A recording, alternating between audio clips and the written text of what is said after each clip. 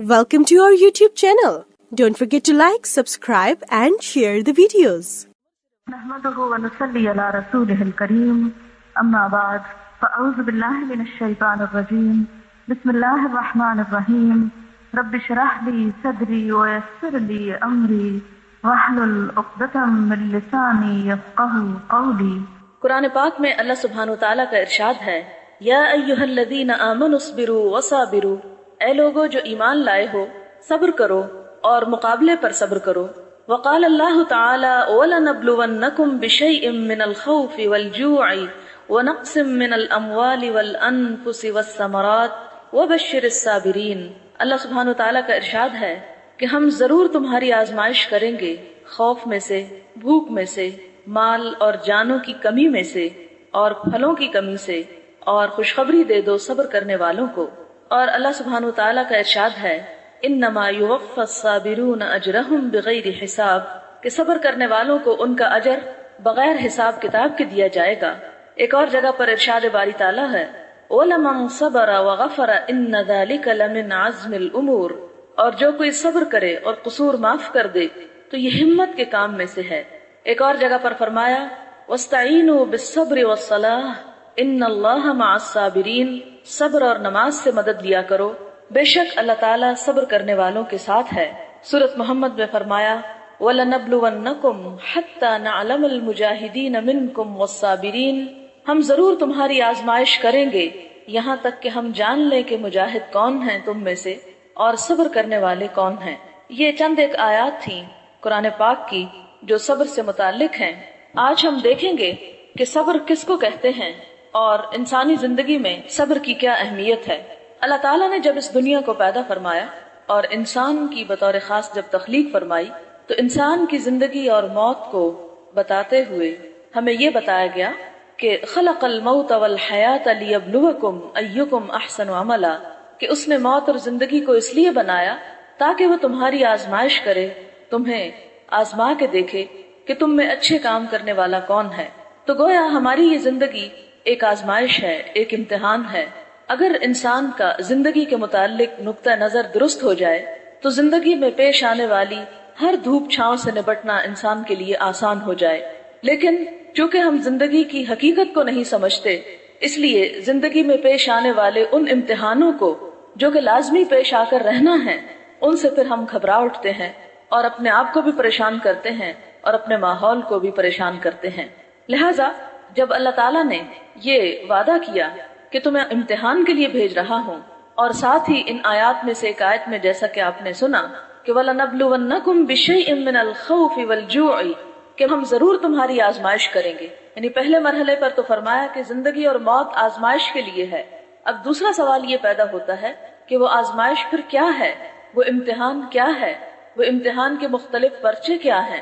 تو اس کے لیے مزید سورۃ البقرہ کی اس آیت میں وضاحت کر دی گئی کہ وہ امتحان کس کس چیز میں ہے۔ وَلَنَبْلُوَنَّكُمْ بِشَيْءٍ مِّنَ الْخَوْفِ، خوف جو کسی بھی چیز کا ہو سکتا ہے، وَالْجُوعِ، اور بھوک، وَنَقْصٍ مِّنَ الْأَمْوَالِ وَالْأَنفُسِ وَالثَّمَرَاتِ، مال، جان اور پھلوں کی کمی۔ اور ان تمام چیزوں کی کمی اور ان تمام چیزوں میں نقصان جو ہے وہ اللہ تعالیٰ کی طرف سے لکھ دیا گیا ہے کہ کوئی بندہ ایسا نہیں جسے ان میں سے کسی چیز میں سے آزمائش کا سامنا نہ کرنا پڑے۔ اور پھر یہ فرما دیا گیا کہ خوشخبری ہے صبر کرنے والوں کے لیے۔ گویا جو انسان بھی دنیا میں آیا ہے وہ ہو نہیں سکتا کہ ان آزمائشوں میں سے کسی آزمائش میں سے گزرے نہ۔ اور یہاں پر اگرچہ یہ لفظ استعمال ہوئے ہیں، جیسے خوف کا لفظ استعمال ہوا ہے یا بھوک کا ہوا ہے، جو ہمارے ہاں بہت معروف لفظ ہیں، لیکن اس کے ساتھ ہی مال اور جانوں اور پھلوں کی کمی کا خاص طور پر ذکر کیا گیا۔ تو پھلوں سے مراد نہ صرف یہ کہ کھیتی باڑی ہے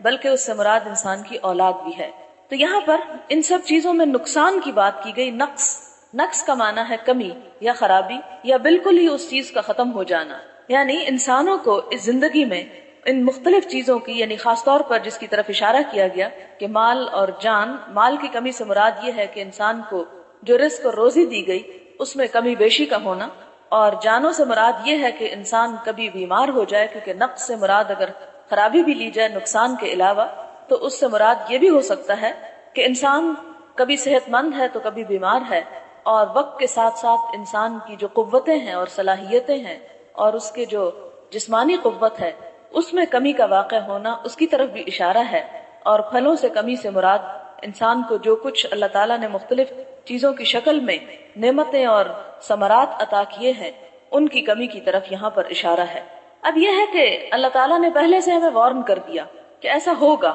اس کے لیے اپنے آپ کو تیار رکھو، اس لیے کہ دنیا میں یہی تو تم سے دیکھا جا رہا ہے کہ جب اللہ تعالیٰ کوئی نعمت تمہیں عطا کرے تو تمہارا طرز عمل کیا ہوتا ہے، اور اگر وہ تم سے نعمت کو لے لیں یا اس میں کوئی کمی بیشی کریں تو اس وقت تمہارا طرز عمل کیا ہوتا ہے. اب آپ دیکھیں کہ اللہ تعالیٰ کی یہ دراصل رحمت ہی ہے کہ اس نے پہلے درجے پر ہمیں انفارم کر دیا. اس کے بعد اگلا سٹیپ یہ ہے کہ جب ایسا ہو جائے تو پھر انسان کا طرز عمل کیا ہو. ہم دیکھیں کہ دو طرز عمل انسان اختیار کر سکتا ہے. ایک تو یہ ہے کہ اس پریشانی کے اظہار کا ایسا طریقہ انسان اختیار کرے کہ جس کے اظہار کے بعد انسان کو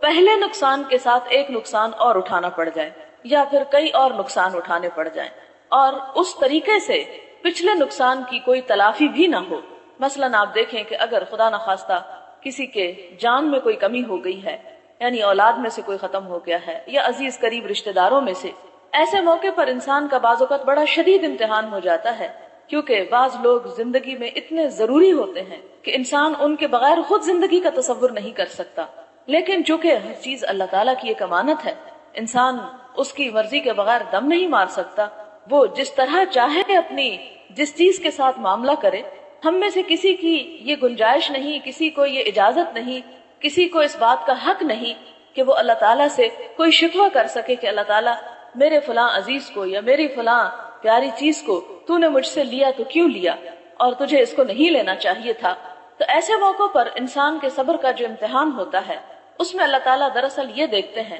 کہ اب یہ بندہ اس موقع پہ طرز عمل کیا اختیار کرتا ہے. اگر ایسے موقع پر ہم مایوس ہو جائیں اور ایسا واویلا اور شکوہ شروع کریں یا اس قسم کا نوحہ اور رونا پیٹنا شروع کریں کہ جس کے نتیجے میں کچھ بھی فائدہ نہ ہو، اور نہ تو مرنے والے کو کوئی فائدہ ہو، نہ ہماری اپنی ذات کو کوئی فائدہ ہو، یا رونے دھونے کا وہ طرز عمل یا غم منانے کا یا سوگ منانے کا وہ سلسلہ اور وہ طریقہ اختیار کر لیں کہ جو عام طور پر ہمارے معاشرے میں رائج ہیں، تو یہ تمام چیزیں صبر کا نمونہ نہیں ہیں، بے صبری کا نمونہ ہے. اور اس کے بعد اس کو اس طرح نبھائے اور اس طرح کا طرز عمل اس موقع پر اختیار کرے کہ جب تکلیفوں اور غم کے آنے کے موقع پر اللہ کے رسول صلی اللہ علیہ وسلم نے اختیار کیا تو ہم دیکھتے ہیں کہ یہی دراصل امتحان میں کامیابی کی علامت ہے. اب ہمیں تھوڑا سا یہ دیکھنا ہوگا کہ جیسے لوگوں کے فوت ہونے پر حضور اکرم صلی اللہ علیہ وسلم کا طرز عمل کیا تھا. آپ دیکھتے ہیں کہ حضرت خدیجہ رضی اللہ تعالی عنہا حضور صلی اللہ علیہ وسلم کو بے حد عزیز تھی،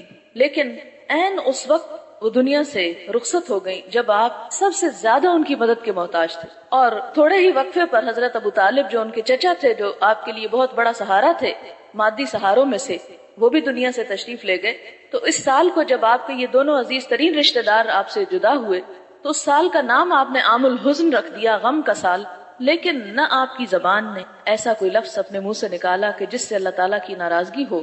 اور نہ ہی ان کے مرنے کے بعد آپ کے کام میں، آپ کے مشن میں ایک رتی برابر کوئی فرق آیا کہ ہاں اللہ تعالیٰ پہلے تو نے مجھے بہت سہارا دے رکھا تھا، اس لیے تیرا ذکر کرنا، تیرا نام لینا اور تیرے دین کو پھیلانا میرے لیے بہت آسان تھا. اب جب کہ نے میرے سے یہ دونوں مادی سہارے لے لیے تو اب میں کیا کر سکتا ہوں، اور اب تو میں مایوس ہو کے گھر بیٹھا ہوں. نہیں، اللہ کے رسول صلی اللہ علیہ وسلم نے ایسا نہیں کیا. پھر آپ دیکھتے ہیں کہ جب حضور صلی اللہ علیہ وسلم ہجرت کر کے تشریف لے جاتے ہیں تو اس موقع پر جس سال جنگ بدر ہوتی ہے، جنگ بدر کا موقع ہے، اور آپ کی بیٹی حضرت رقیہ جو ہیں وہ چیچک کی شدید بیماری میں مبتلا ہیں، اتنی شدید تکلیف میں ہیں کہ آپ صلی اللہ علیہ وسلم اس کو تنہا چھوڑ بھی نہیں سکتے، اور دوسری طرف دشمنوں کا مقابلہ ہے، اس جنگ میں جانے سے بھی رک نہیں سکتے. ایسے موقع پر اگر ہم جیسا ہوتا تو کیا کرتا؟ سب کچھ چھوڑ چھاڑ کے گھر میں بیٹھ جاتا. لیکن آپ صلی اللہ علیہ وسلم نے ایسا کوئی طرز عمل اختیار نہیں کیا. آپ باقاعدہ جہاد میں شریک ہوتے ہیں، کمانڈ کرتے ہیں لشکر کی، اور پیچھے حضرت عثمان رضی اللہ تعالیٰ عنہ جو ان کے شوہر ہیں حضرت رقیہ کے، ان کو چھوڑ کر چلے جاتے ہیں. حضرت رقیہ اسی عالم میں کہ حضور صلی اللہ علیہ وسلم محاذ جنگ پر ہیں، پیچھے فوت ہو جاتی ہیں. حضرت عثمان تنہا ان کے جنازے کا اور ہر چیز کا بندوبست کرتے ہیں اور ان کو دفنا دیتے ہیں. ادھر اسلام کا لشکر کامیابی کے ساتھ لوٹتا ہے اور ادھر اللہ کے رسول صلی اللہ علیہ وسلم کو اپنی ذاتی زندگی میں ایک شدید صدمے سے دوچار ہونا پڑتا ہے، لیکن ہم دیکھتے ہیں کہ کسی موقع پر بھی آپ اپنے فرض سے کوتاہی نہیں کرتے، بلکہ اس میدان میں پورے کے پورے نظر آتے ہیں اللہ تعالیٰ کی پکار پر لبیک کہتے ہوئے۔ تو ایک بندہ مومن کا طرز عمل کیا ہو سکتا ہے؟ یہی کہ اس کے اوپر اپنے دیگر فرائض جو عائد ہوتے ہیں ان کو نبھائے۔ عام طور پر ہمارے ہاں یہ ہوتا ہے کہ جب بہت ساری نعمتوں میں سے صرف ایک نعمت میں کچھ کمی ہو جاتی ہے تو ہم ساری نعمتوں کو بھول کر، ان سب کو چھوڑ کر صرف ایک کمی کو اپنے سامنے لے کے بیٹھ جاتے ہیں۔ پچھلے دنوں کسی کے بچوں کی وفات ہوئی، 4 بچے تھے، 2 فوت ہو گئے، 2 رہ گئے۔ اب ایسے ہوا کہ شوہر جو تھا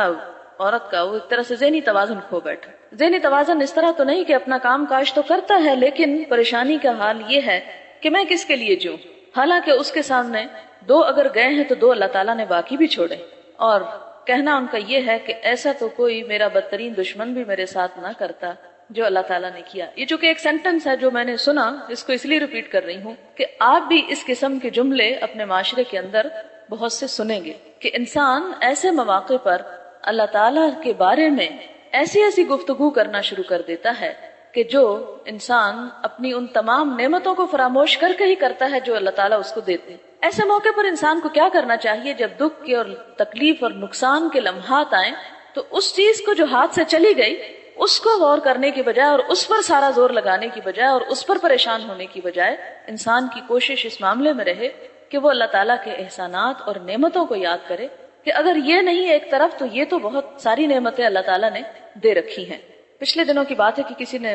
ذکر کیا کہ ان کی بچی ایک پڑھنے میں تھوڑی سی کمزور تھی، تو انہوں نے اپنی ایک اور جاننے والی کی بچی کو دیکھا کہ وہ اسی کی ایج میں پڑھنے میں بہت ہی ذہین اور بہت تیز، تو ان کو اس بات کا خیال آیا کہ میرے پہ شاید نعوذ باللہ اللہ تعالیٰ کی طرف سے کوئی ظلم ہوا ہے کہ مجھے مقابلتاً ایک ایسی اولاد عطا کی کہ جو اس طرح کمپیٹ نہیں کر سکتی دوسروں کے مقابلے میں۔ لیکن تھوڑی ہی دیر کے بعد پتا چلا کہ ان کی دوسری بچی ہینڈی کیپڈ ہے، جبکہ اس خاتون کے دوسرے بچے بالکل صحیح سلامت۔ اب ان 2 چیزوں پر جب انسان ایک ہوش کی نگاہ سے نظر ڈالتا ہے تو دیکھتا ہے کہ اگر کوئی بچہ ذرا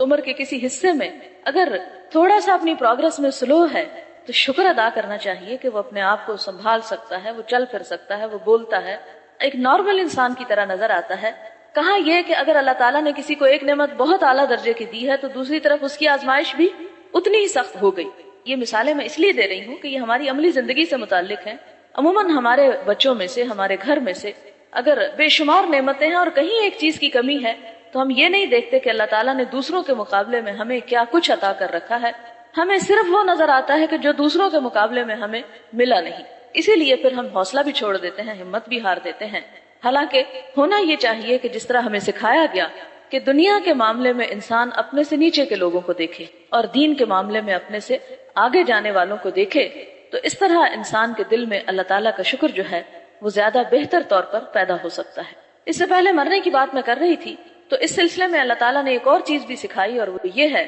کہ وبشر الصابرین، اور خوشخبری دے دو صبر کرنے والوں کو، الذین اذا اصابتہم مصیبۃ، جب ان پہ کوئی مصیبت آتی ہے، قالوا انا للہ و انا الیہ راجعون، تو وہ کہتے ہیں کہ بے شک ہم اللہ کے لیے ہیں اور اسی کی طرف لوٹ کر جانے والے ہیں۔ تو یہاں خوشخبری دی گئی صبر کرنے والوں کو، جن کا دل جو ہے وہ اللہ تعالیٰ کے شکر کی طرف جمع ہوا ہوتا ہے اور ان کی زبان پر یہ کلمات ہوتے ہیں کہ ہم بھی تو اللہ ہی کے ہیں اور یہ سب کچھ اللہ کی امانت ہے۔ وہ چیز اگر اللہ کے پاس پہنچ گئی، جس کی تھی اس تک واپس چلی گئی، تو ہم بھی تو اسی کے ہیں، ہم بھی اسی کی طرف لوٹ کے جانے والے ہیں۔ اگر ہمارے عزیز رشتہ دار، بچہ یا شوہر یا بہن یا بھائی یا اولاد میں سے کوئی ہم سے پہلے چلا گیا تو ہم بھی اسی رستے کے مسافر ہیں، ہمیں بھی اب اس رستے کی تیاری کرنی چاہیے، وہاں کے بارے میں سوچنا چاہیے کہ ہمیں کیا کچھ ضرورت ہے، بجائے اس کے کہ ہم یہ دیکھیں کہ وہ چلا گیا اور ہم اپنی اس زندگی کو بھی حرام کر لیں اور اگلی زندگی کو بھی ناشکری کر کے اللہ تعالیٰ کی عذاب والی یا تکلیف دہ بنا لیں۔ صبر کے بارے میں چند ایک احادیث ہے، میں آپ کے سامنے رکھتی ہوں اور ساتھ ساتھ کچھ وضاحت بھی ہوتی جائے گی۔ حضرت ابو مالک اشعری بیان فرماتے ہیں کہ رسول اللہ صلی اللہ علیہ وسلم نے فرمایا، طہارت ایمان کا حصہ ہے، الحمدللہ کا کلمہ ترازو اعمال کو بھر دے گا، یعنی جب انسان کسی نعمت کو پانے کے بعد الحمدللہ کہتا ہے تو اس ایک قول کا اتنا وزن ہوتا ہے کہ نامہ اعمال کا جو ترازو ہے وہ اسی کو بھر دینے کے لیے کافی ہو جاتا ہے۔ سبحان اللہ الحمدللہ کے کلمات آسمان زمین کے درمیان فضا کو بھر دیتے ہیں. یعنی انسان اگر تکلیف کے موقع پر اللہ کا ذکر کرتا ہے اور اللہ کو یاد کرتا رہتا ہے تو وہ چیز جو اس کے ہاتھ سے لی جاتی ہے اس کے صلے میں اس کو اتنا بڑا اجر اور اتنی بڑی جزا دی جاتی ہے کہ انسان اس کا تصور بھی نہیں کر سکتا، جس کو مثال کے طور پر یہ فرمایا کہ وہ پوری فضا کو بھر دینے والی ہے. پھر فرمایا کہ نماز نور ہے، صدقہ دینا ایمان کی دلیل ہے اور صبر کرنا روشنی ہے. قرآن پاک تیرے موافق یا مخالف دلیل کی حیثیت رکھتا ہے، یعنی یا تو تیرے حق میں حجت بنے گا، تمہارے حق میں گواہی دے گا، یا تمہارے خلاف گواہی دے گا. ہر انسان نیک کام کر کے اپنے نفس کو جہنم سے آزاد کرنے والا ہے اور اس کو اللہ کے راستے میں بیچ ڈالتا ہے، یا برے کام کر کے اس کو تباہ و برباد کرنے والا ہے. یعنی ہر انسان اپنے نفس کا ایک طرح سے سودا کیے ہوئے. یہ ہمارے پاس ہمارا جو جسم ہے یا ہماری جو روح ہے، یہ سب کچھ دراصل کیا ہے؟ ایک امانت ہے. اور پھر اللہ تعالیٰ نے جیسے کہ سورۃ التوبہ میں آتا ہے ان اللہ اشتری من المؤمنین اموالہم وانفسہم بان لہم الجنہ، کہ اللہ تعالیٰ نے مومنوں سے ان کی جان اور مال خرید لیے ہیں بدلے اس کے کہ ان کے لیے جنت ہے. تو گویا ہر انسان اپنے نفس کا سودا کرنے والا ہے. اور سودے سے مراد کیا ہے کہ ہم کس طرح کا معاملہ اور کس طرح کا طرز عمل زندگی میں اختیار کرنے والے ہیں کہ جس کے نتیجے میں ہمارے لیے آخرت میں بھلائی ہو سکتی ہے یا پھر عذاب ہو سکتا ہے. پھر اسی طرح اگلی حدیث ہے جس میں حضور صلی اللہ علیہ وسلم سے کسی نے سوال کیا، آپ نے انہیں دیا، پھر اس نے دوبارہ آپ سے کچھ مانگا، آپ نے انہیں پھر دیا، یہاں تک کہ جو مال آپ کے پاس تھا ختم ہو گیا. تمام مال ختم کر لینے کے بعد آپ نے فرمایا جو مال میرے پاس آتا ہے میں اس کو تم سے روک کر نہیں رکھتا، البتہ جو شخص سوال کرنے سے بچا رہا اللہ تعالیٰ اس کو بچائے رکھتا ہے، اور جو شخص استغنا اختیار کرتا ہے یعنی غنی بن کے دکھاتا ہے اللہ تعالیٰ اس کو غنی کر دیتے ہیں، اور جو شخص صبر کرنے کی کوشش کرتا ہے اللہ تعالیٰ اسے صابر بنا دیتے ہیں. اور کوئی شخص صبر سے بہتر اور وسیع تر عطیہ نہیں دیا گیا. یعنی صبر انسان کو کس طرح آتا ہے؟ کوشش سے آتا ہے، خود بخود نہیں چلا آتا. انسان ایسی گفتگو کرے، ایسی نعمتوں کے بارے میں سوچے، اللہ تعالیٰ سے دعا کرے تو اللہ تعالیٰ بھی اس کو صبر عطا کرتے ہیں. لیکن اگر انسان تھوڑی دلی کا ثبوت دیتا ہے اور ایسی گفتگو کرتا ہے اور ایسا طرز عمل اختیار کرتا ہے کہ جس سے جان بوجھ کے اپنے آپ کو غم زدہ رکھے تو پھر اللہ تعالیٰ بھی اس سے صبر کی توفیق چھین لیتے ہیں. اصل میں نے عام طور پر یہ بھی دیکھا ہے کہ غم زدہ رہنا یا غم کا ضرورت سے زیادہ اظہار کرنا ہماری ایک معاشرتی مجبوری بن گئی. ایک شخص اپنے غم کو بھلانا بھی چاہتا ہے تو لوگ اسے بھلانے نہیں دینا چاہتے، لوگ اس پہ باتیں بناتے ہیں اور کہتے ہیں دیکھو اس کو تو کوئی غم ہی نہیں اور اس کو تو کوئی پریشانی ہی نہیں اور اس کو تو اس قدر بے نیازی ہے. تو یہاں پر اللہ تعالیٰ فرماتے ہیں کہ ہاں جو شخص بے نیاز بننے کی کوشش کرتا ہے اور دنیا کے روگ اور غم اپنی جان کو لگا کے نہیں رکھتا بلکہ اپنی اللہ تعالیٰ کی طرف سے دی ہوئی نعمتوں پہ شکر ادا کر کے اللہ کو بھی راضی رکھنا چاہتا ہے اور اپنے آپ کو بھی کسی مفید کام میں استعمال کرنا چاہتا ہے تو یہ چیز عموماً شیطان ہونے نہیں دینا چاہتا. وہ یہ چاہتا ہے کہ ہم غم کے ایسے مصنوعی جھوٹے اور ایسے طریقے اختیار کریں کہ جس کی وجہ سے لوگوں کی نظر میں ہمارا مقام بنے اور لوگ یہ کہہ سکیں کہ فلاں نے تو بڑا زبردست غم بنایا ہے اور بہت ہی غم کرنے والا اور اپنے عزیزوں اور رشتہ داروں کے پیچھے رونے والا اور ان کا بہت ہی خیر خواہ اور ہمدرد ہوتا ہے. کئی ایسے واقعات بھی آپ کے سامنے آئے ہوں گے زندگی میں، آپ نے دیکھا ہوگا میاں بیوی ہیں یا بہن بھائی ہیں یا اولاد والدین ہیں، زندگی میں ایک دوسرے کی شکل نہیں دیکھنا چاہتے، زندگی میں سارا وقت نوک جھونک ہوتی رہتی، لڑائی جھگڑا ہوتا رہتا ہے، ایک دوسرے کے وجود کو گوارا نہیں کرتے، لیکن صرف دنیا کو دکھانے کے لیے غم کے اظہار کے ایسے ایسے طریقے اختیار کیے جاتے ہیں کہ اس دھوکہ بازی پہ شیطان بھی مات کھا جائے. تو یہ سب کچھ کیوں ہوتا ہے؟ اس لیے کہ ہمارا نہ جینا اپنا ہے اور نہ مرنا اپنا ہے، نہ ہماری زندگی اپنی ہے اور نہ موت اپنی، اللہ کی. حالانکہ ہمیں تو یہ حکم دیا گیا تھا قل ان صلاتی ونسکی ومحیای ومماتی للہ رب العالمین لا شریک لہ وبذالک امرت وانا اول المسلمین. کہہ دیجئے کہ میری زندگی اور میری موت اور میرا جینا اور میرا مرنا اور میری نماز اور میری قربانی سب اللہ رب العالمین کے لیے ہے جس کا کوئی شریک نہیں. آپ دیکھیں کہ ہماری شادی بیاہ کی رسمیں وہ سراسر دکھاوا اور جھوٹ اور فریب پر مبنی، اور ہماری موت اور غمی کی رسمیں اس میں بھی اکثریت اسی قسم کی رسموں کی پائی جاتی ہے. مجھے ذاتی طور پر کچھ لوگوں کے ساتھ تعزیت کے لیے جانے کا اتفاق ہوا. خواتین جتنی دیر ٹریول کر رہی ہیں، ہنس رہی ہیں، کھا رہی ہیں، پی رہی ہیں، بول رہی ہیں، دنیا بھر کے قصے بتائے جا رہے ہیں، لیکن جو ہی میت کے گھر میں قدم رکھتی ایسی چیخ و پکار بلند کرتی ہیں کہ گویا اس سے بڑی مصیبت ان پہ کبھی آئی ہی. یہ منافقت نہیں تو اور کیا ہے؟ کہ کہیں پر آپ کچھ ہیں اور کہیں آپ کچھ اور بن کے دکھا رہے ہیں. اگر آپ کے دل میں واقعی غم کی ایسی چوٹ لگی ہوئی ہے تو اس غم کے احترام میں آپ پہلے ہی کچھ خاموشی اختیار کریں. یعنی ہنستے کھیلتے معلوم نہیں وہ کیا ڈرامہ ہوتا ہے کہ جو یکا یک عود کر آتا ہے اور دوسروں کے سامنے چیخ پکار بلند کی جاتی ہے. تو اس بات سے خدا سے ڈرنا چاہیے اور ایسے طرز عمل اختیار کرتے ہوئے اور ایسی دوغلی پالیسی اختیار کرتے ہوئے خدا کا خوف کرنا چاہیے کہ وہ یہ سب کچھ رو کے جو دکھایا جا رہا ہے یہ کس کو خوش کرنے کے لیے، کیونکہ اللہ تعالیٰ نے تو اس بات سے منع کیا ہے. آپ کو معلوم ہوگا کہ ایک دفعہ حضور صلی اللہ علیہ وسلم نے عورتوں کے رونے پیٹنے اور بین کرنے کی آوازیں سنی تو آپ نے کہا کہ ان کو منع کرو، اس لیے کہ یہ چیز جاہلیت میں سے ہے. اور میت کے پیچھے بلند آواز سے رونا اور بین کرنا جو ہے یہ آپ نے فرمایا کہ جس نے اپنا گریبان پھاڑا اور اپنے چہرے کو پیٹا وہ ہم میں سے نہیں. یعنی غم کا ایسا طریقہ جو غیر انسانی ہو اس کو اختیار کرنے سے اسلام نے منع کیا. اور ایک اور موقع پر جب آپ نے عورتوں کو منع کیا اور وہ باز نہ آئیں تو آپ نے کہا کہ جاؤ ان کے منہ پہ مٹی پھینکو کہ یہ کس قسم کی حرکات اختیار کرنے والی ہیں، یہ انسانی تہذیب کے دائرے سے باہر ہے. لیکن اس کا یہ مطلب نہیں کہ انسان کو رونے سے منع کیا گیا ہے. آپ صلی اللہ علیہ وسلم کی گود میں آپ کا ایک نواسہ تھا جو اس وقت موت اور زندگی کی کشمکش میں تھا، اور ایک اور موقع پر آپ کا بیٹا تھا ابراہیم علیہ السلام. تو آپ صلی اللہ علیہ وسلم کی آنکھوں میں آنسو تھے اور آپ غم کا اظہار کر رہے تھے. اس پر صحابہ کرام نے بڑے تعجب کا اظہار کیا کہ اللہ کے رسول صلی اللہ علیہ وسلم آپ بھی روتے ہیں؟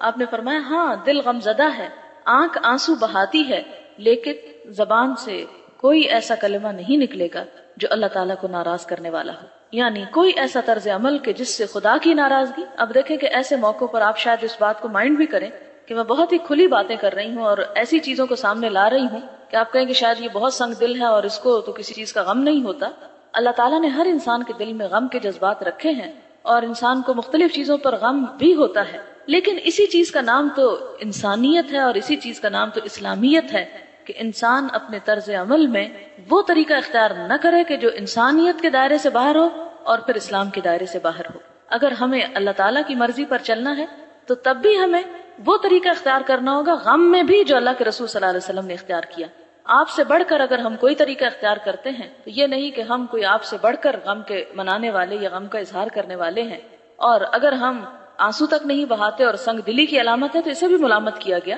اسے بھی اپریشیٹ نہیں کیا گیا. تو ایک اعتدال کی راہ جس کو حضور صلی اللہ علیہ وسلم نے فرمایا کہ خیر الامور اوسطها، بہترین طریقہ جو ہے یا بہترین کام جو ہے کاموں میں سے وہ درمیانہ روی ہے. تو غم کے اظہار میں بھی لوگوں کا دکھاوا جہاں پر بھی آئے کہ آپ اس لیے رو رہے ہیں کہ دوسرے آپ کو دیکھ کے کہیں گے کہ اس کو کس قدر غم تھا، تو فوراً ہی اپنے آپ پر سے ایسی کیفیت کو ہٹا دیں کہ جس میں ریاکاری کا شائبہ پایا جاتا ہو. اور اسی طرح اگر رونا نہیں آ رہا تو اللہ تعالیٰ سے دعا کریں کہ اللہ تعالیٰ آپ کے دل کو نرم کرے. صرف اس لیے مصنوعی رونا اور مصنوعی قسم کے طرز عمل اختیار کرنے سے بچے کہ جس میں پھر دکھاوے کا شائبہ پایا جاتا ہو. اس لیے کہ ریاکاری جو ہے نہ خوشی کے موقع پر، نہ شادی بیاہ کے موقع پر اور نہ غم کے موقع پر کہیں پر بھی اس کی کوئی گنجائش نہیں نکلتی کہ انسان اندر سے کچھ ہو اور باہر اس کا کچھ اور اظہار کرتا پھرے. پھر اسی طرح ایک اور حدیث ہے، حضور صلی اللہ علیہ وسلم نے فرمایا کہ مومن کا معاملہ بھی کتنا اچھا ہے، اگر اسے خوشی پہنچتی ہے تو اس پر وہ شکر ادا کرتا ہے اور یہ چیز اس کے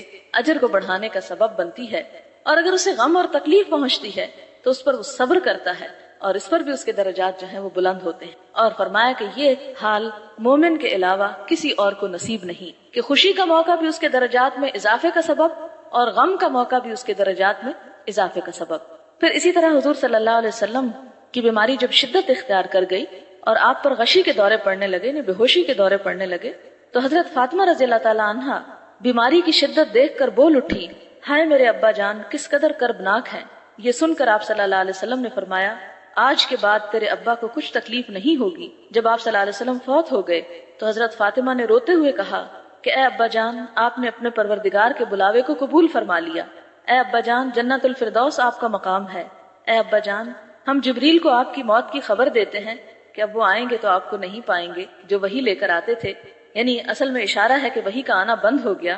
آپ کے مدفون ہونے کے بعد حضرت فاطمہ تعجب کے عالم میں صحابہ کرام سے کہتی ہیں کہ تم نے رسول اللہ صلی اللہ علیہ وسلم پر مٹی ڈالنے کو گوارا کیسے کر لیا؟ تمہارے دلوں نے اس بات کو کیسے پسند کیا کہ تم اپنے ہاتھوں سے اپنے سب سے پیاری ہستی کو اور اپنی سب سے محبوب ہستی کو مٹی کے نیچے دبا کے آ جاؤ؟ تو یہ غم کے اظہار کا ایک طریقہ تھا، لیکن کہیں بھی ایسی کوئی کیفیت نہیں ملتی کہ جس میں کسی قسم کی بدتمیزی یا کسی قسم کا اللہ تعالیٰ سے ایسا گلا شکوہ کہ جو ایک انسان کے انسانیت اور اسلام کے خلاف ہو، وہ نہیں ملتا۔ حضرت اسامہ بن زید رسول اللہ صلی اللہ علیہ وسلم کے محبوب غلام اور محبوب کے بیٹے، یعنی زید حضور صلی اللہ علیہ وسلم کے بہت پیارے بیٹے تھے، یعنی منہ بولے بیٹے۔ وہ بیان کرتے ہیں کہ رسول اللہ صلی اللہ علیہ وسلم کی ایک بیٹی نے آپ کی طرف پیغام بھیجا کہ میرا بیٹا نزع کے عالم میں ہے، آپ تشریف لائیں۔ آپ نے سلام کے بعد پیغام بھیجا، جو کچھ اس نے ہم سے لے لیا وہ اسی کا تھا، اور جو کچھ اس نے ہم کو عطا کیا وہ بھی اسی کا ہے۔ خدا کے ہاں ہر چیز کا وقت مقرر ہے، بس صبر کرنا چاہیے اور ثواب ڈھونڈنا چاہیے۔ اب دیکھیں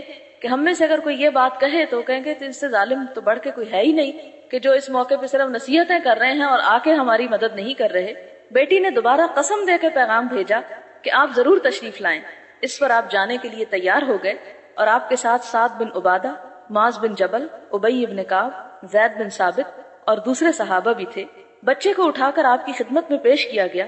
آپ نے بچے کو اپنی گود میں اٹھا لیا۔ بچے کی جان کنی کی حالت کو دیکھ کر آپ کی آنکھوں سے آنسو جاری ہو گئے۔ سعد بن عبادہ نے عرض کیا، یا رسول اللہ یہ کیا، یعنی آپ بھی رو رہے ہیں؟ فرمایا یہ رحمت ہے، اللہ تعالیٰ نے اپنے بندوں کے دلوں میں اس کو ودیت فرمایا ہے، اور ایک روایت میں ہے اپنے بندوں میں سے جس کے دل میں چاہتا ہے اللہ تعالیٰ بھی اپنے ان بندوں کو اپنی رحمت سے نوازتا ہے جو لوگوں پر رحم کرتے ہیں۔ یعنی رونا رحمت کی علامت ہے۔ ہم دیکھتے ہیں کہ صبر ہی کے بارے میں آپ صلی اللہ علیہ وسلم نے ایک عورت کے پاس سے جب گزر رہے تھے تو فرمایا، وہ عورت قبر کے پاس رو رہی تھی، بہت چیخ پکار کر رہی ہوگی۔ آپ نے فرمایا اللہ سے ڈر اور صبر اختیار کر۔ عورت بولی جاؤ اپنا کام کرو، آپ کو مجھ جیسی مصیبت کا سامنا نہیں ہوا۔ عورت نے آپ کو پہچانا نہیں تھا۔ اس سے کہا گیا کہ یہ تو نبی صلی اللہ علیہ وسلم تھے اور تم نے اس قسم کی زبان استعمال کی۔ وہ شرمندہ ہو کر آپ کے مکان پر آئی، وہاں کوئی دربان موجود نہ تھا۔ آپ سے معذرت کرتے ہوئے کہا کہ میں نے آپ کو پہچانا نہیں تھا۔ آپ نے فرمایا کہ صبر تو پہلی چوٹ پر ہوتا ہے، اب تم باتیں کر چکی ہو، مجھے بھی برا بھلا اور ویسے بھی جو کچھ چیخ پکار کرنی تھی، تو اب وہ صبر کا وقت گیا۔ یعنی صبر جس پہ انسان کو اجر ملتا ہے، وہ مصیبت یا تکلیف کے یا صدمے کے پہلے موقع پر انسان ایسا طرز عمل اختیار کرے کہ جس سے اللہ تعالیٰ ناراض نہ ہونے پائے۔ حضرت ابو ہریرہ سے روایت ہے کہ رسول اللہ صلی اللہ علیہ وسلم نے فرمایا، اللہ تبارک و تعالیٰ فرماتے ہیں میرے پاس مومن انسان کے لیے جب میں اس کی دنیاوی محبوب چیز کو چھین لوں اور وہ صبر کرے تو جنت کے سوا اور کوئی بدلہ نہیں۔ یعنی اگر کسی انسان کے پاس کوئی پیاری چیز جس سے وہ محبت رکھتا تھا، جس سے وہ بہت چاہت رکھتا تھا، جو اسے بہت عزیز تھی، کوئی بھی ہو سکتی ہے، مال و دولت ہو سکتا ہے، کوئی انسان ہو سکتا ہے، کوئی اور ایسی چیز ہو سکتی ہے کہ جسے انسان اپنے لیے ناگزیر سمجھتا ہو، فرمایا کہ جب وہ اسے لے لیتا ہے اللہ تعالیٰ اور بندہ اس پہ صبر کر جاتا ہے تو اللہ تعالیٰ کے پاس جب وہ بندہ پہنچے گا تو اسے جنت کے سوا اور کوئی بدلہ نہیں ملے گا، یعنی اس کی جزا بعین ہی جنت ہے۔ اسی طرح حضرت عائشہ سے روایت ہے کہ انہوں نے حضور صلی اللہ علیہ وسلم سے طاعون کے متعلق دریافت کیا۔ آپ نے ان کو بتایا کہ طاعون عذاب الہی تھا، جن لوگوں پر چاہتا تھا اسے مسلط کر دیتا تھا۔ آپ نے دیکھا ہوگا کہ پچھلے سال انڈیا میں طاعون کی بیماری پھیلی تھی اور سورت کے علاقے سے اس کی ابتدا ہوئی تھی، اور آپ کو یہ بھی شاید معلوم ہو، اخباروں میں آپ نے پڑھا ہوگا کہ یہ وہ علاقہ تھا جہاں مسلمانوں پر بہت ظلم و ستم ہوئے، ان کو نمازیں پڑھنے سے روکا گیا، ان کی مسجدوں کو برباد کیا گیا اور ان کے دین کی شدید قسم کی توہین کی گئی۔ اور دنیا میں جبکہ اس وقت طاعون ایک طرح سے بالکل ختم ہو چکا ہے، وہ بیماری جو ہے یکایک پھر وہ وبا پھوٹ پڑی۔ اس موقع پر ہندوؤں کو جب یہ احساس ہوا کہ یہ ایک عذاب کی شکل ہے جو ہم پہ آئی ہے، تو ایک اخبار میں نے پڑھا کہ انہوں نے مسلمانوں کو کرائے پر لا کے دریاں اور لاؤڈ سپیکر اور جگہ بنا کر دی کہ وہ اپنے جمعے اور نماز جو ہے وہ جاری رکھیں، اور باقاعدہ ان سے معافی مانگی، کیونکہ یہ ایک عذاب الہی کی شکل تھی جو ان پر آئی۔ تو یہاں پر اللہ تعالیٰ فرماتے ہیں کہ یہ عذاب کی ایک شکل تھی، جن لوگوں پہ اللہ تعالیٰ چاہتا اسے مسلط کر دیتا۔ اب اللہ تعالیٰ نے اس کو ایمانداروں کے لیے رحمت بنا دیا ہے، یعنی گناہگاروں کے لیے عذاب ہے، لیکن بعض اوقات انسان سوچتا ہے کہ فلاں شخص تو بڑا نیک تھا، اس پہ کیوں مصیبت آ گئی، اور وہ دوسروں سے بعض اوقات چھپتا چھپاتا پھرتا ہے کہ لوگ میرے بارے میں بری رائے قائم کریں گے کہ اگر اتنا ہی اچھا تھا تو اس پہ مصیبت تو نہیں آنی چاہیے تھی یا اس پہ تکلیف نہیں آنی چاہیے تھی۔ تو فرمایا کہ یہ اسی بیماری کو جو گناہگاروں کے لیے عذاب ہے، ایمانداروں کے لیے رحمت۔ بس جو مومن انسان طاعون کی بیماری میں مبتلا ہو جائے وہ صبر اور طلب ثواب کی نیت سے اپنے شہر ہی میں رہے، یعنی وہاں سے نہ نکلے تاکہ وہ جراثیم جو ہے وہ دوسرے علاقوں میں نہ پھیلیں، اور اس بات پر یقین کر لے کہ اللہ نے جو لکھ دیا ہے وہ پہنچ کر رہے گا تو اس کو شہید کے برابر ثواب ملے گا۔ یعنی اگر انسان ایسے موقع پر جبکہ اس کے پاس کوئی اور صورت نہ ہو، اللہ تعالیٰ کے فیصلے کا وہ پابند رہے، اللہ تعالیٰ کی نافرمانی کی کوئی کام نہ کرے، تو ایسی صورت میں آنے والی تکلیف بھی انسان کے لیے باعث رحمت ہو. جہاں تک تکلیف اور مصیبت اور عذاب کسی چیز کے آنے کا تعلق ہے تو آپ دیکھیں کہ دنیا میں جتنے زیادہ نیک انسان گزرے ان پہ آزمائشیں بھی اتنی ہی بڑی گزری. اس کے بارے میں حضور صلی اللہ علیہ وسلم نے فرمایا کہ جب اللہ تعالیٰ کسی قوم سے محبت کرتا ہے تو ان کو آزما لیتا ہے، انہیں کسی آزمائش میں ڈال دے. جو اللہ کی آزمائش پر صبر و رضا کا مظاہرہ کرتے ہیں اللہ تعالیٰ ان سے راضی ہو جاتا ہے، اور جو اس کی بھیجی ہوئی آزمائش پر بے صبری کا مظاہرہ کرتے ہیں اور اللہ تعالیٰ سے ناراض ہوتے ہیں تو اللہ تعالیٰ بھی ان سے ناراض ہو جاتا ہے. تو صبر دراصل ایک ایسا امتحان ہوتا ہے، یہ مصیبت ایک ایسا امتحان ہوتی ہے جو انسان کے درجات کو بلند کرنے کے لیے آتی. آپ دیکھیں کہ آپ نے بہت سی جماعتیں پاس کی ہوں گی، پہلی جماعت سے لے کے جہاں جہاں تک آپ نے پڑھا تو آپ نے دیکھا ہوگا کہ ہر امتحان ایک مصیبت تھی. کوئی بھی طالب علم خواہ وہ پہلی جماعت کا امتحان کیوں نہ دے کبھی خوشی سے امتحان نہیں دیتا. ہر شخص امتحان سے بھاگتا ہے اور اسے پریشان ہوتا ہے. لیکن آپ دیکھیں کہ یہ بھی نہیں ہوتا کہ امتحان کے بغیر پھر انسان کوئی ڈگری حاصل کر سکے یا اگلے درجے میں منتقل ہو سکے. تو انسان کو اگلا درجہ پانے کے لیے ایک تکلیف سے گزرنا ہی پڑتا ہے. اسی طرح آپ دیکھیں کہ بچے کا حصول ماں کے لیے کتنی خوشی کی بات ہوتی ہے، لیکن اس خوشی سے حاصل کرنے سے پہلے ماں کتنے کرب اور تکلیف اور مصیبت اور پریشانی سے گزرتی ہے. وہی کر سکتا ہے کہ جو ان سب چیزوں کو گزار چکا ہو. لیکن اگر کوئی شخص یہ کہے کہ یہ سب تکلیف ہے تو میں نہیں گزار سکتا لیکن وہ خوشی چاہتا ہوں جو اللہ تعالیٰ دینا چاہے تو ویسے بھی شاید دے دے، تو آپ دیکھیں کہ اللہ تعالیٰ نے وہ قانون ہی ایسا کوئی نہیں بنایا کہ اس کے بغیر کچھ خوشی نصیب ہو سکے. آپ دیکھیں کہ بعض لوگ بچوں کے نہ ہونے کی صورت میں بچے اڈاپٹ کر لیتے ہیں. ٹھیک ہے، وہ بچے بھی بڑے پیارے ہوتے ہیں، لیکن وہ بچہ جو تکلیف کے بعد اور مشکل مرحلے کے بعد انسان کو نصیب ہوتا ہے اس کی قدر ہی کچھ اور ہوتی ہے. پھر اسی طرح ہم دیکھتے ہیں کہ حضور صلی اللہ علیہ وسلم نے فرمایا کہ جب اللہ تعالیٰ کسی انسان کو اس کی دو پیاری چیزوں میں مبتلا کر دے، یعنی اس کی آنکھیں جاتی رہیں، بینائی جاتی رہے، نابینا ہو جائے انسان، اور اس پر وہ صبر کر لے، یعنی اللہ تعالیٰ سے شکوہ نہ کرے، ناراض نہ ہو، تو اللہ تعالیٰ فرماتے ہیں کہ ان کے عوض میں اس کو جنت عطا کروں گا. یہ بخاری کی روایت ہے. اسی طرح ایک اور حدیث میں آتا ہے کہ حضرت عطا بن ابی رباح بیان کرتے ہیں کہ مجھے عبداللہ بن عباس نے کہا کہ میں تجھے جنت کی حقدار عورت نہ دکھاؤں، یعنی میں دکھاؤں دنیا میں ایک عورت جس سے جنت میں جانا ہے. تو ظاہر ہے کہ اگر ہمیں کوئی کہے تو ہم تو بہت ہی شوق سے دیکھیں کہ واقعی ہمیں بھی پتہ چلے کہ اس کا کیا عمل ہے. تو انہوں نے کہا کہ ضرور دکھائیے. اس نے کہا کہ یہ سیاہ فام عورت، کالی کلوٹی عورت حضور صلی اللہ علیہ وسلم کی خدمت میں آ کے کہنے لگی کہ مجھے مرگی کا دورہ پڑتا ہے اور میرے شرمگاہ سے کپڑا ہٹ جاتا ہے تو مجھے پتہ ہی نہیں چلتا اس بے ہوشی میں. آپ میرے لیے اللہ تعالیٰ سے دعا کیجئے کہ اللہ تعالیٰ مجھے صحت عطا کرے. آپ نے فرمایا اگر تو صبر کر سکے تو اس کا ثواب جنت ہے، اور اگر تو چاہے تو میں اس کے لیے تیری صحت کی دعا کر سکتا ہوں. اس نے کہا میں صبر کرتی لیکن میرے لیے دعا کریں کہ میری بے پردگی نہ ہو. آپ نے دعا فرمائی اور اس کے بعد اس بے پردگی تو نہ ہوئی، لیکن اس عورت نے ایک اتنی بڑی بیماری کو صرف اس لیے قبول کر لیا، اس لیے اللہ کا فیصلہ سمجھ کر اس پہ راضی ہو گئی کہ اس مشکل کے عوض میں اللہ کے ہاں جنت ملے گی. حضرت عبداللہ بن مسعود بیان کرتے ہیں، کہتے ہیں کہ گویا کہ میں رسول اللہ صلی اللہ علیہ وسلم کو دیکھ رہا ہوں. آپ انبیاء کرام سے ایک پیغمبر کے بارے میں فرما رہے تھے کہ اس کو اس کی قوم نے اس قدر مارا کہ اس کو لہو لہان کر دیا. یعنی ایک نبی کو اس کی قوم نے اتنا مارا کہ لہو لہان کر دیا. وہ اپنے چہرے سے خون پوچھ رہے تھے اور کہہ رہے تھے اے اللہ میری قوم کو معاف کر دے، یہ جانتے نہیں.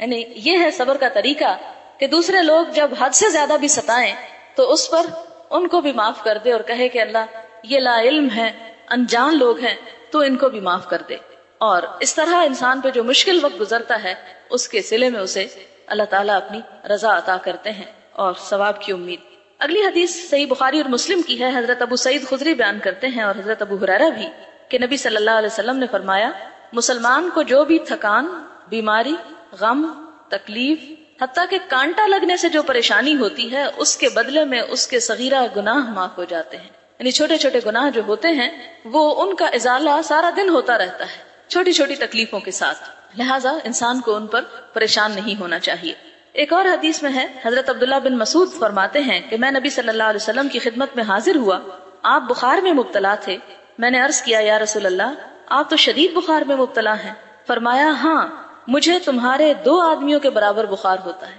یعنی جو تم میں سے ایک کو ہوتا ہے اتنا 2 لوگوں کو ہو تو وہ مجھے ایک کو ہوتا ہے. میں نے عرض کیا کیا اس لیے کہ آپ کو دگنا ثواب ملے گا؟ آپ نے فرمایا ہاں یہی بات ہے. بالکل اسی طرح جس مسلمان کو کانٹا چبھنے یا اس سے زیادہ کسی مصیبت کی زحمت اٹھانا پڑتی ہے تو اللہ تعالیٰ اس کے عوض میں اس کے گناہ معاف فرما دیتے ہیں. اور گناہ اس سے یوں صاف ہو جاتے ہیں جیسے درخت کے پتے گر جاتے ہیں، یعنی اس طرح سب گناہ اس سے جھڑ جاتے ہیں۔ تو یہاں پر آپ دیکھیں کہ عموماً انسان دیکھتا ہے اور کہتا ہے کہ میری زندگی میں تو کوئی خوشی ہی نہیں، اور میں نے تو پریشانیوں کے علاوہ کچھ پایا ہی نہیں، اور دوسرے انسان کیسے ہنستے ہیں، بولتے ہیں، خوشیاں مناتے ہیں، لیکن مجھے تو کوئی خوشی ہی نہیں ملی۔ تو ایسی صورت میں اسے یقین رکھنا چاہیے کہ ایک بات تو یہ کہ کوئی انسان ایسا نہیں جسے خوشی نہ ملی، ایسا کہنا بھی ایک ناشکری کی علامت ہے، اس سے بچنا چاہیے۔ اور دوسرا یہ کہ اگر کہیں آزمائش دوسروں کی نسبت زیادہ آ گئی تو اس پر توقع بھی زیادہ رکھنی چاہیے کہ وہ اجر ملے گا جو دوسرے کو نہیں ملے گا۔ اور دنیا میں ملنے والی خوشیاں تو سب عارضی ہیں، اور صبر کر کے ہمیشہ کی پائیدار خوشی جو ہے وہ حاصل کرنا ہی دراصل انسان کی کامیابی کی علامت ہے۔ اسی طرح حضور صلی اللہ علیہ وسلم نے فرمایا کہ من یرد اللہ بہ خیرا یصب منہ، جس کے ساتھ اللہ بھلائی کا ارادہ فرماتے ہیں اس کو مصیبت میں گرفتار رکھتے ہیں، یعنی ایک سے نکلتا ہے تو کسی اور میں پڑ جاتا ہے، اس سے فارغ ہوتا ہے تو کسی اور میں پڑ جاتا ہے۔ تو یہ دراصل اللہ تعالیٰ کی نظر کرم ایک طرح سے ہوتی ہے کہ اسے آزما آزما کر سونا بناتا چلا جاتا ہے اور اپنے قریب سے قریب تر کرتا چلا جاتا ہے۔ لیکن اس کا یہ مطلب نہیں کہ انسان آزمائشیں مانگے، آزمائش کبھی مانگنی نہیں چاہیے، لیکن اگر آ جائے تو انسان کو اس پر صبر کر کے زیادہ سے زیادہ اجر کمانا چاہیے۔ حضرت انس بیان کرتے ہیں کہ رسول اللہ صلی اللہ علیہ وسلم نے فرمایا کسی تکلیف کے آنے پر کوئی شخص موت کی آرزو نہ کرے، موت نہ مانگے، اگر اس سے کوئی چارہ نہ ہو تو یہ کلمات کہے اللہم احینی ما کانت الحیات خیرا لی وتوفنی ما اذا کانت الوفات خیرا لی، کہ اللہ مجھے اس وقت تک زندہ رکھنا جب تک کہ زندگی میرے حق میں بہتر ہے، اور اس وقت مجھے موت دے دینا جب کہ فوت ہونا میرے حق میں بہتر ہو۔ لیکن پھر بھی یہ نہیں کہا گیا کہ کوئی شخص موت کی تمنا کرے کہ اس سے تو بہتر ہے میں مر ہی جاؤں، نہیں، یہ نہیں کہنا چاہیے۔ حضرت خباب بن ارت بیان کرتے ہیں کہ ہم نے رسول اللہ صلی اللہ علیہ وسلم سے کفار کی ایذا رسانیوں کا شکوہ کیا۔ آپ کعبہ کے سائے میں ایک چادر کو تکیہ بنا کر لیٹے ہوئے تھے۔ ہم نے عرض کیا آپ ہمارے لیے غلبے کی دعا کیوں نہیں کرتے کہ اللہ تعالیٰ ہمیں کفار پہ غلبہ عطا کرے؟ آپ نے فرمایا تم سے پہلے بعض لوگوں کا حال یہ ہوتا کہ ان میں سے ان کو پکڑ لیا جاتا، پھر گڑھا کھودا جاتا، اس میں ان کو گاڑ دیا جاتا جیسے کوئی درخت گڑا ہوتا ہے زمین میں، پھر اس کے سر پہ آرا چلایا جاتا، اس کے 2 ٹکڑے کر دیے جاتے، اور بعض کو لوہے کی کنگھیوں سے اس کے گوشت کو نوچا جاتا حتیٰ کہ ہڈیاں متاثر ہو جاتی، لیکن اس کے باوجود وہ دین سے روگردانی نہ کرتا۔ تب دیکھیں کہ پہلی امتوں کے اوپر کس قدر آزمائشیں گزری، لہذا حضور صلی اللہ علیہ وسلم کے ساتھیوں پر جو بہت آزمائشیں گزر رہی تھی، آپ نے یہ نہیں کہا کہ ہاں واقعی تم بڑے مظلوم ہو اور تم پہ بڑا ظلم ہو رہا ہے، آپ نے ان کو ایسی مثال سامنے لا کر دی جس میں بتایا گیا کہ ان سے بڑھ کر بھی آزمائشیں لوگوں پر گزری ہیں۔ پھر فرمایا خدا کی قسم اللہ تعالیٰ اسلام کی تکمیل کرے گا اور امن کی یہ کیفیت ہوگی کہ ایک سفر کرنے والا صنعاء سے حضر موت تک سفر کرے گا، لیکن وہ صرف خدا سے ڈرتا ہوگا اور اس کے علاوہ کسی اور سے نہ ڈرے گا، اور اپنی بکریوں پر سوائے بھیڑیوں کے کسی چیز کا خوف نہ رکھے گا، لیکن تم جلد بازی سے کام لے رہے ہو۔ ایک اور حدیث ہے، حضرت عبداللہ بن مسعود بیان کرتے ہیں کہ جنگ حنین میں حضور صلی اللہ علیہ وسلم نے غنیمتوں کو تقسیم کرتے ہوئے کچھ لوگوں کے ساتھ ترجیحی سلوک اختیار فرمایا، چنانچہ اقرا بن حابس کو 100 اونٹ عطا فرمائے، اویانہ بن حسن کو بھی اتنے ہی دیے، اور عرب کے اشراف کے ساتھ ترجیحی سلوک کرتے ہوئے انہیں زیادہ دیا۔ ایک شخص بول اٹھا اللہ کی قسم یہ تقسیم منصفانہ نہیں، اور نہ ہی اس میں اللہ کی رضا کو ملحوظ خاطر رکھا گیا ہے۔ یعنی آپ دیکھیں کہ حضور صلی اللہ علیہ وسلم پر بھری محفل میں اس قسم کا اعتراض کہ جو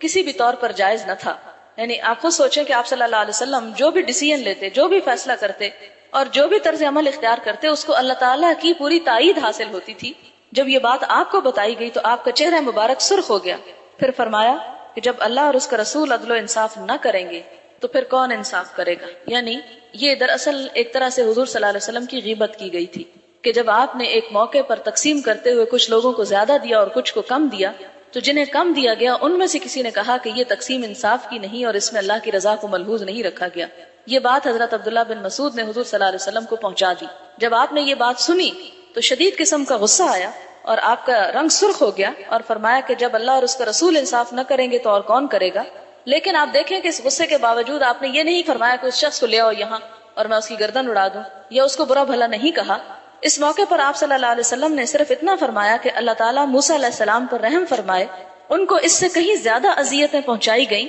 لیکن انہوں نے صبر کیا، اور آپ کی ایسی تکلیف دہ کیفیت دیکھ کر میں نے دل میں کہا کہ اس کے بعد آپ کی خدمت میں اس قسم کی بات نہیں پہنچاؤں گا، یعنی لوگ جو باتیں بناتے ہیں وہ آپ کو نہیں بتاؤں گا، اس لیے کہ آپ کو میری اس بات پہنچانے کی وجہ سے بہت تکلیف ہوئی۔ اس میں ہمیں کیا سبق ملتا ہے؟ ہمیں سبق یہ ملتا ہے کہ حضور صلی اللہ علیہ وسلم نے اپنے اس دکھ کو بھلانے کے لیے حضرت موسیٰ علیہ السلام کا دکھ یاد کر لیا کہ ان کی قوم اس سے بھی زیادہ ستانے والی تھی، اور مجھے تو صرف اتنا ہی کہا گیا۔ ان کے ساتھ تو قرآن پاک میں وہ گائے کا واقعہ آپ دیکھ لیں کہ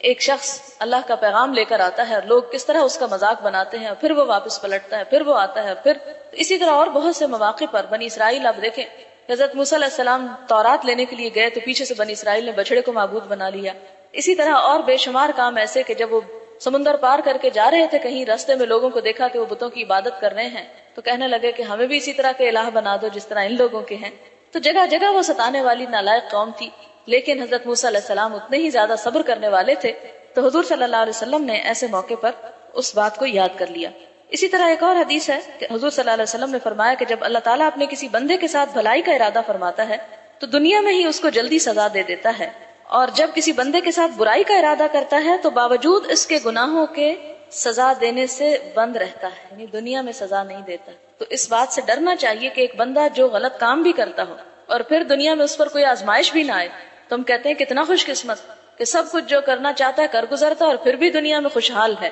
لیکن یہ دراصل ایک طرح سے اللہ تعالیٰ کا عذاب ہوتا ہے، یہاں تک کہ قیامت کے دن اس کو پوری تکلیف دیتا ہے۔ نبی صلی اللہ علیہ وسلم نے فرمایا ثواب کی زیادتی تکلیفوں کی زیادتی پر موقوف ہے، بے شک اللہ تعالیٰ جب کسی قوم کو محبوب سمجھتا ہے تو اس کو آزمائشوں میں گرفتار کرتا ہے، بس جو شخص آزمائشوں کے باوجود خوش رہا اس کو اللہ تعالیٰ کی خوشنودی حاصل ہوگی، اور جو شخص ناخوش ہوا اللہ تعالیٰ اس سے ناخوش ہو گیا۔ اور اسی طرح وہ حدیث بھی آپ کو یاد رہے کہ قیامت کے دن جب صبر کرنے والوں کو ان کا بہترین اجر دیا جائے گا تو جو لوگ دنیا میں جنہوں نے صبر نہیں کیا ہوگا یا دنیا میں جن پر کوئی مصیبت نہیں آئی ہوگی، وہ تمنا کریں گے کہ اے کاش ہماری جلد کینچیوں سے کاٹ ڈالی جاتی اور ہمیں دنیا میں طرح طرح سے آزمایا جاتا تاکہ آج ہم بھی وہ اجر پاتے کہ جو دوسرے لوگوں کو مل رہا ہے۔ تو یہ چند باتیں تھی، تو امید ہے کہ یہ بات کافی حد تک واضح ہو چکی ہوگی۔ صبر کا باب جو ہے وہ کافی طویل ہے، تو میں تھوڑا سا وقفہ آپ کو دینا چاہتی ہوں سوالوں کے لیے اسی موضوع سے متعلق،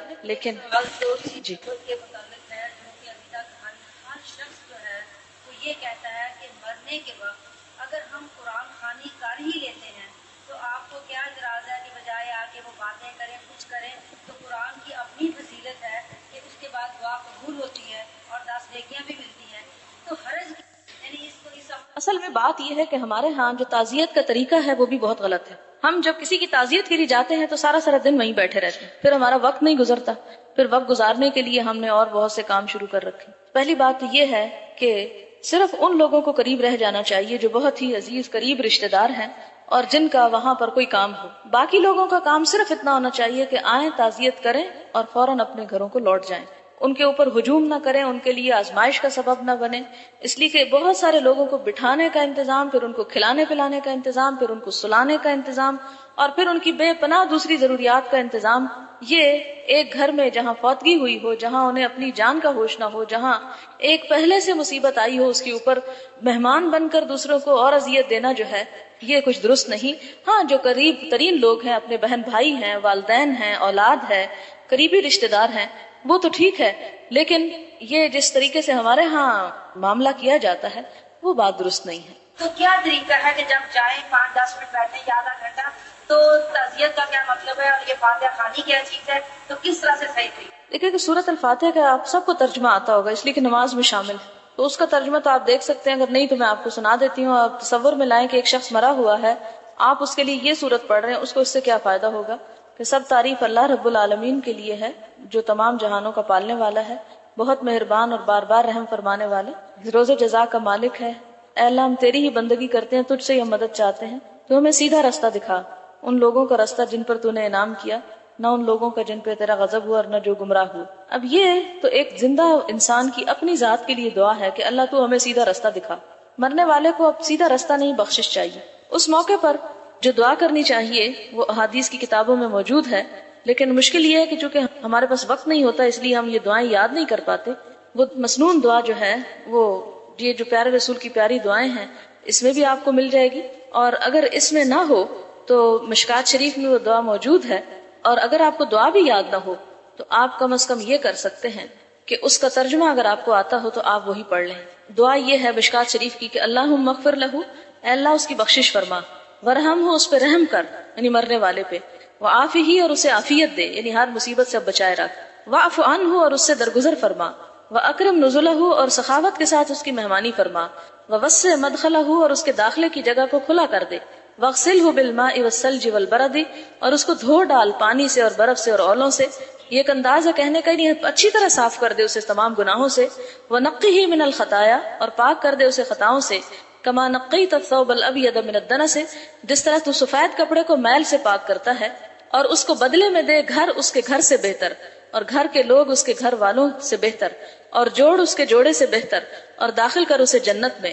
اور اپنی پناہ میں رکھ اسے قبر کے عذاب سے اور آگ کے عذاب سے۔ یہ وہ جامع دعا ہے جو مرنے والے کے لیے کی جانی چاہیے، اور اس کے علاوہ جو جنازے کی دعا ہے وہ بھی کی جانی چاہیے۔ آپ کو معلوم ہوگا کہ ایک صحابی کی وفات پر آپ صلی اللہ علیہ وسلم نے 9 تکبیریں کہیں، یعنی اتنی دعائیں مانگی ان کی۔ تو اس پر صحابہ کرام نے پوچھا کہ اللہ کے رسول صلی اللہ علیہ وسلم کیا آپ بھول گئے؟ عموماً تو یہ تھا نا 3 دفعہ ہوتا ہے اللہ اکبر اور پھر اللہ اکبر، یہاں تو ہم جنازہ عموماً نہیں دیکھتے، حرم میں آپ نے دیکھا ہوگا جب نماز کے بعد عموماً جنازہ پڑھایا جاتا ہے 2-3 تکبیریں ہوتی ہیں۔ تو آپ نے فرمایا کہ ان کا مقام اس سے کہیں بلند تھا کہ ان کے لیے اور بھی تکبیریں کہی جاتی، تو گویا جنازے میں بھی لمبی دعا، اور آپ صلی اللہ علیہ وسلم کا یہ معمول بھی تھا کہ قبر میں دفنانے کے بعد بھی لمبی دعا کیا کرتے تھے۔ تو گھر کی عورتیں جب میت کو لے جایا جائے تو پیچھے بیٹھ کے کثرت سے دعا کریں، کیونکہ اس وقت مردہ جو ہے وہ دعا کا زیادہ مستحق ہوتا ہے۔ آپ صلی اللہ علیہ وسلم نے ایک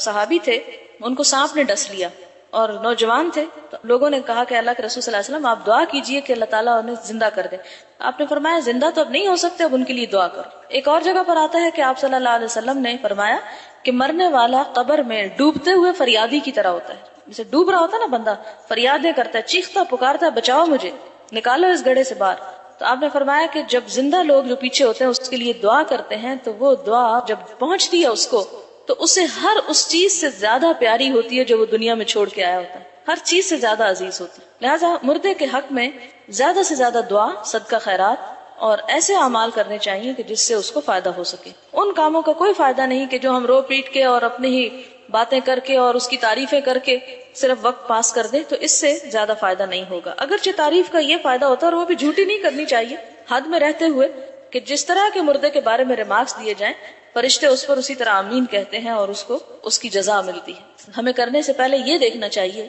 کہ ہم یہ کیوں کر رہے ہیں۔ سب سے پہلے یہ کہ اگر تو ہم کوئی بھی کام کر رہے ہیں، جیسے ہمارا دنیا کا کام ہے، کپڑے پہننے ہیں، میں یہ جامنی رنگ کے پہنوں یا نیلے پہنوں یا کالے پہنوں، اس کے لیے مجھے کوئی پابند نہیں کیا گیا، کھلی اجازت ہے، مباح ہے، جو چاہے رنگ اٹھا کے پہن لو، جو تم کسی کو جو پسند ہو، روکا نہیں گیا۔ میں کچھ کھانا چاہتی ہوں، چند چیزیں روکی گئیں کہ یہ نہ کھاؤ، باقی میٹھا کھاؤ، نمکین کھاؤ، مرچیں کھاؤ، نہ کھاؤ، کوئی فرق نہیں پڑتا، جو کوئی مرضی کھائے۔ میں دوپہر 12 بجے کھانا چاہتی ہوں یا 1 بجے یا 4 بجے یا 8 بجے، اس سے بھی کوئی فرق نہیں پڑتا، لیکن اب میں نماز پڑھنا چاہتی ہوں تو اب مجھے دیکھنا پڑے گا کس وقت نماز پڑھوں، اب مجھے کپڑے کیسے پہننے چاہیے، اس وقت مجھے دیکھنا پڑے گا کہ میں نے سر ڈھانکا ہوا ہے کہ نہیں، میرا جسم ڈھکا ہوا ہے کہ نہیں، جگہ پاک ہے کہ نہیں، میرا منہ قبلے کی طرف ہے کہ نہیں، ان چیزوں کی مجھے پابندی کرنی پڑے گی۔ اور حضور صلی اللہ علیہ وسلم نے اس کے بارے میں فرمایا کہ صلو کما رأیتمونی اصلی، نماز اس طرح پڑھو جس طرح تم مجھے دیکھتے ہو کہ میں نماز پڑھتا ہوں۔ اسی طرح جب ہم کسی مردے کو غسل دیتے ہیں تو ہمیں اپنی مرضی سے نہیں نہلانا ہوگا، بلکہ یہ دیکھنا ہوگا کہ حضور صلی اللہ علیہ وسلم نے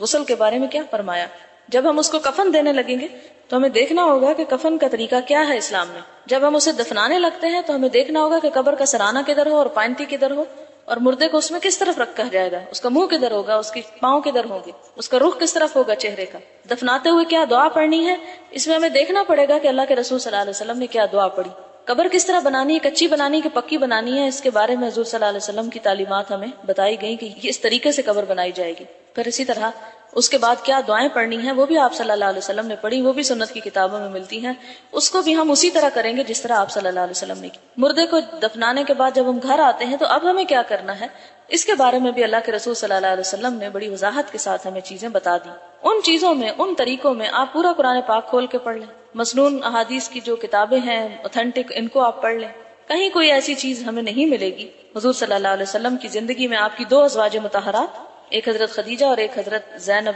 جن کا وفات آپ کی زندگی میں ہی ہوئی تھی اور کچھ سال، 1.25 سال شادی کے بعد ہو گئی، وہ فوت ہوئی۔ آپ کے بیٹے جتنے بھی تھے نرینہ اولاد، سب آپ کی زندگی میں فوت ہوئے۔ صرف ایک جنگ احد کے دن 70 کے قریب صحابہ کرام شہید ہوئے۔ تو اس میں آپ دیکھیں کہ بے شمار مسلمان آپ کی زندگی میں، آپ کی ساری بیٹیاں سوائے حضرت فاطمہ کے آپ کی زندگی میں فوت ہوئی، ان سب موقعوں پر ہمیں یہ دیکھنا چاہیے کہ آپ صلی اللہ علیہ وسلم نے کیا کیا ان کے لیے، ان کے پیچھے کیا پڑھا، ان کے پیچھے کیا صدقہ خیرات کیا، ان کے پیچھے کس طرح کی محفلیں جمائیں، جمعرات کو جمع ہوئے کہ نہیں ہوئے، اس دن کچھ پھل وغیرہ تقسیم ہوئے کہ نہیں ہوئے، پھر 40 دن کے بعد جمع ہوئے کہ نہیں ہوئے. جب ہم یہ ساری چیزیں دیکھتے ہیں تو ان چیزوں کا کوئی بھی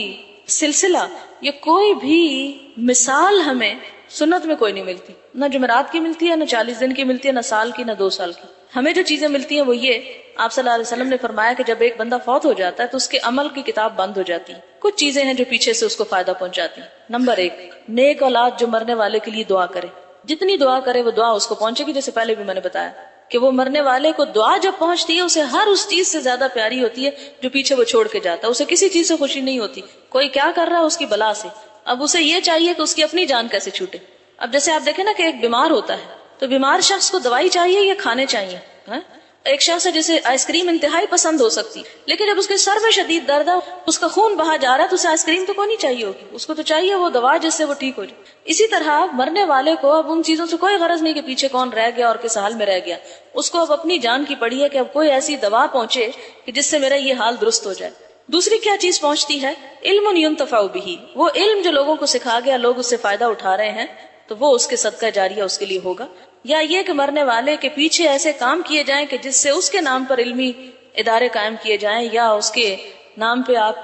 کوئی کتاب چھپوائیں، یا کوئی کسی غریب بچے کو پڑھائیں، غریب چھوڑ اپنے کسی رشتہ دار کو پڑھائیں. کوئی بھی کام اس کی نیت سے آپ کریں علم کی ایکٹیویٹی کا، وہ اس کو ثواب پہنچتا ہے. تیسرا یہ صدقہ جاریہ. صدقہ جاریہ سے مراد یہ کہ کسی ایسے نیک کام میں پیسے خرچ کرنا، میت خود کر جائے یا میت کے پیچھے والے کریں، کہ جس سے لوگوں کو عام فیض پہنچے. مثلا کسی گاؤں میں سڑک نہیں، سڑک بنوا دی جائے. کہیں پانی کا انتظام نہیں، پانی کھدوا دیا جائے، کنواں بنوا دیا جائے، ٹیپ لگوا دی جائے، کسی کی موٹر لگوا دی جائے. اسی طرح اگر کہیں پر کوئی بیمار ہے تو اس کے علاج کا انتظام کیا جائے. آپ کو معلوم ہے کہ کیسی کیسی بیماریاں اس دور میں آ چکی ہیں. ایک خدا نخواستہ کسی کو کینسر ہو جائے تو اچھا بھلا گھرانہ جو ہے وہ تباہ و برباد ہو کے رہ جاتا ہے. ایک ایک انجیکشن جو لگتا ہے اس کی قیمت آپ کو معلوم ہوگی کہ ہزاروں میں جاتا ہے. تو ایسی صورت میں کتنی تکلیف اور کرب سے گزرتے ہیں وہ مریض جو ہسپتالوں میں پڑے، مگر ہمیں ہوش ہی نہیں. ہم تو اپنی خوشیوں سے نہیں فارغ کہ ہم کبھی جا کے خبر لیں کہ ان کے اوپر کیا گزرتی. کیونکہ آپ کو معلوم ہے کہ جو شخص کسی کی تکلیف دور کرتا ہے اللہ تعالیٰ اس کی تکلیف دور.